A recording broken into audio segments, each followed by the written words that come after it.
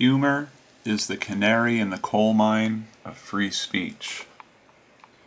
Great quote from Bob Mankoff and the New Yorker magazine. Hey everyone, it's me, John, and I'm here with a bit of a heavy heart today. I want to talk just a little bit about Charlie Hebdo and the massacre that I'm sure you're aware has happened. It strikes a very close chord for me because I do consider myself a satirical artist. I have a website called saveacelebrity.com. I myself been banned from Google, YouTube, LinkedIn, CNN, and I really want to talk about this as an attack on free speech in probably its grossest form. Satire is really the last standing ground of truth. It's the final. It's supposed to be the forum that is truly free. And obviously this was a huge attack to try to shut that down.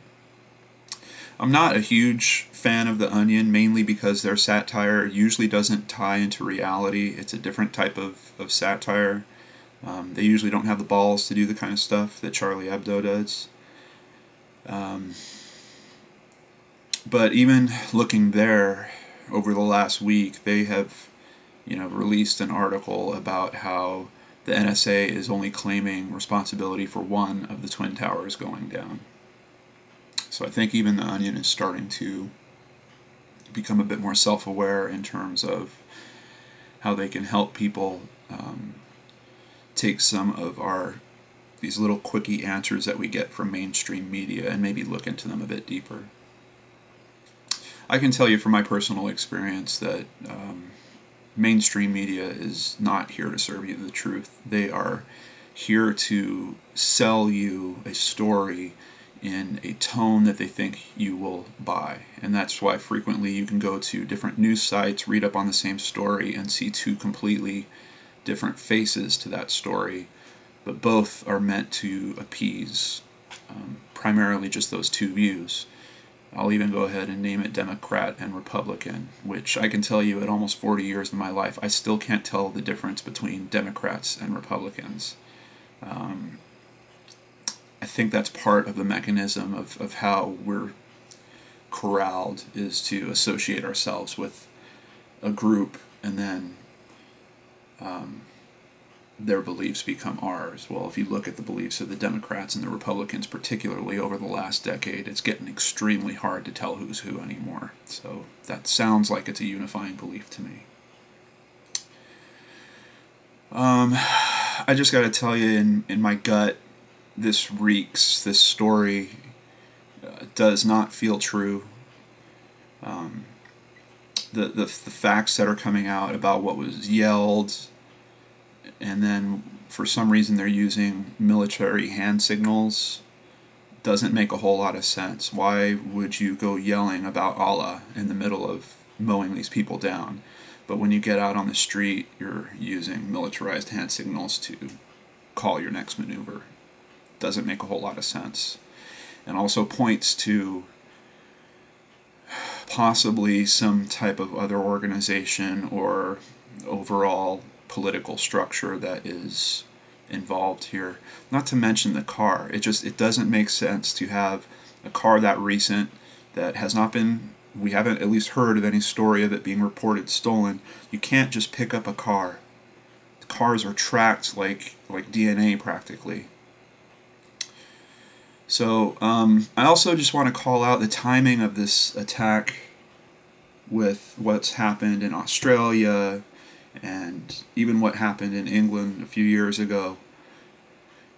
And if we look at that as an overall narrative of our westernized culture, I believe that these things are happening to try to strike fear into Western culture and to get us in line and in less of a free country, or free spirit even. And that's clearly what this was. This is probably the biggest attack on spirit that I've seen yet, because these were humorists. These were people that lifted other people's days by helping them smile and helping them laugh in the face of these horrible atrocities, these exact instances that happened in their office. So first of all, my heart goes out to all the families. My heart goes out to, of course, the victims. I wish France healing. I don't want them to rush through it like we do here, where, you know, a bunch of people gather in a mass ceremony somewhere and 2 days later it's disappeared from the papers. There's so much more going on to this story, and it is such a big slap to free speech. Free speech, which is now, in my eyes, being used as a mechanism to try to identify people with radical thinking and take them out. And that's clearly what this was. Radical thinking does not mean that you're a terrorist. Radical thinking means that you might have some insight that the people in control don't understand, and that scares the shit out of them. And that's what this smells like in huge degrees to me. If I could just leave you with one more thing, you know, look to our news sources, but realize how they're reporting the story to us. We have this huge problem in our country of having to be right. Boy, do I know this story.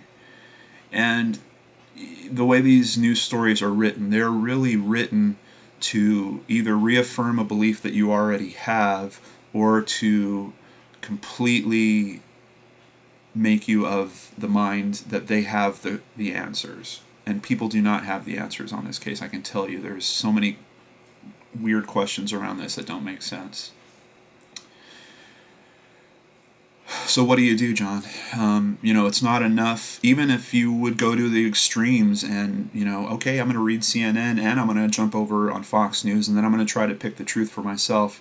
Like I mentioned at the start, you're seeing two paralyzed views, and you're still not going to find the truth.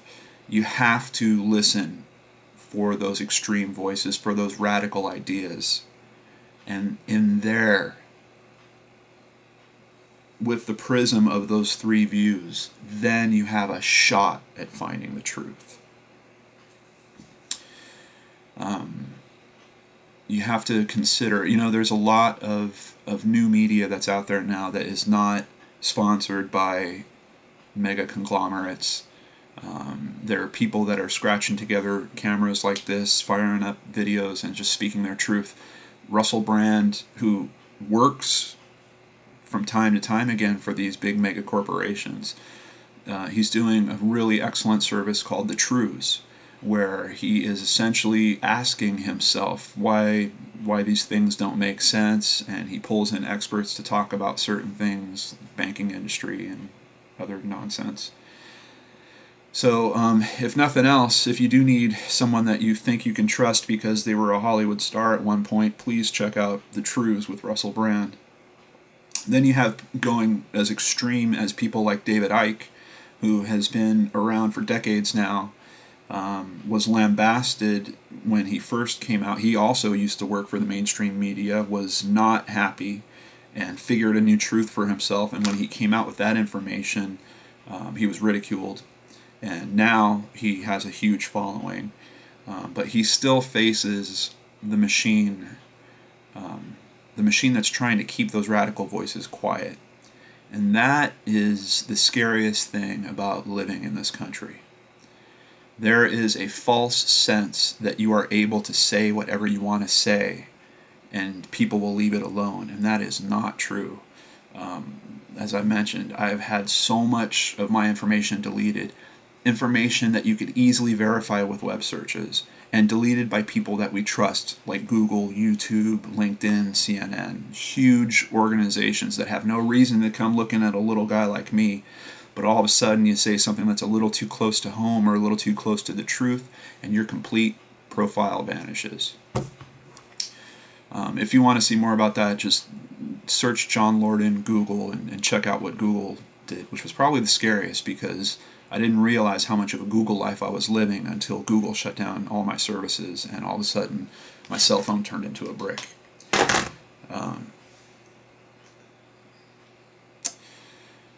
But please just take this message and don't buy into the easy assumptions being sold to you. Those are they're likely just reinforcing an ego trap that you're already stuck in, or trying to convince you that you're a crazy person when maybe you're not. So, man, I wish all of you peace. I wish all of you honesty, and I hope that this video helps entice you to dig deeper than just reading your local Google News feed. Be well.